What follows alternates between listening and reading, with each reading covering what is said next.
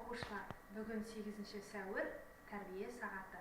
Бүгінгі тәрбие сағатымыздың тақырыбы 5 асыл іс көрсеңіз.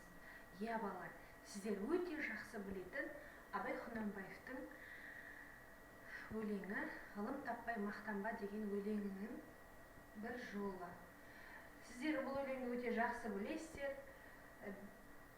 Ғылым таппай мақтанба, өнер таппай баптанба, құмарланып шаттанба, ойнап босқа күлуге, 5 нәрсеге асық бол, 5 нәрседен қашық бол, адам болам десеңіз деп Абай Құнанбаев жырлағандай, мінекей осы 5 асыл талап, еңбек, терең ой, қанағат, рахым деген сөздерге тоқталып кетейін.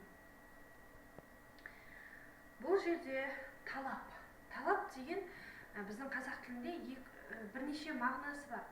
Талап ету, яғни бір нәрсені сұрау, бұл жерде бірақ талап деген ол талаптану, үміт арту деген мағынада беріліп тұр. Талап деген жеке тұлғаның өзін-өзі бағалау деңгейіне қарай, оны бір белгілі мәртебеге, жетістікке, әрекеттің нәтижесіне белгілеу. Яғни талап деген бір алдыңа мақсат қойып, сол мақсатыңа ұмтылып, сол мақсаттың жолында еңбектенуді білдіреді. Екінші еңбек сөзі. Еңбек өзінің тұтынушылығын қамтамасыз етуге қажетті бүкіл заттар жиынтығын жасайтын адам әрекетінің негізгі формасы. Еңбек адамның өзінің қалыптасуында оның сана, сөйлеу тәрізді қатынасқа қабілетті ететін қасиеттерін қалыптастыратын шешуші күш. Еңбек балдар ол іс-әрекет. Еңбек барлық адамға тән. Яғни әрекеттену, еңбектену. Біз ойлаймыз, үлкендер ғана жұмыс жасайды, еңбектенеді деп. Сіздер де еңбектенесіздер. Сіздер оқисыздар, ойнайсыздар. Бұл да еңбекке жатады. Жазу да, оқу да еңбекке жатады. Келесі сөз терең ой. Терең ой, балдар, бұл ақыл. Ақыл адамды басқа тіршілік иелерінен ерекшелейтін аса маңызды қасиет. Я балалар, біздің жануардан айырмашылығымыз, ерекшелігіміз деп айтайыншы. Біздің жануардан ерекшелігіміз біздің ойлауымыз бен сөйлеуіміз. Оны мен бұрыннан айтамын, тағы да айтамын.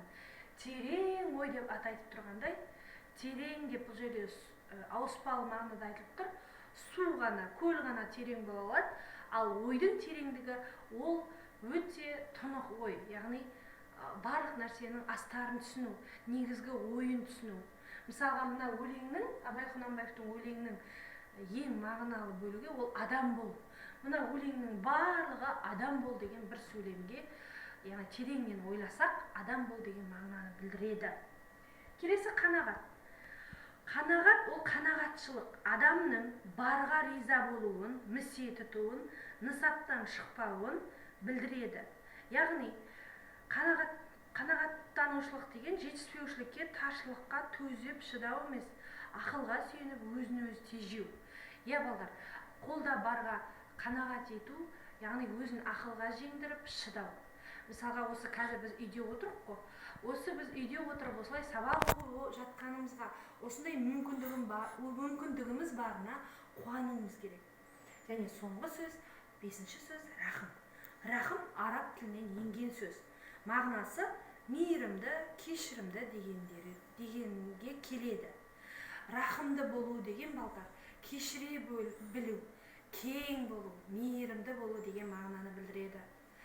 Сөзімнің соңында айтарым балалар, егер де біз осы 5 асыл істі бойымызға сіңдіретін болсақ, жақсы адам болып өсеміз.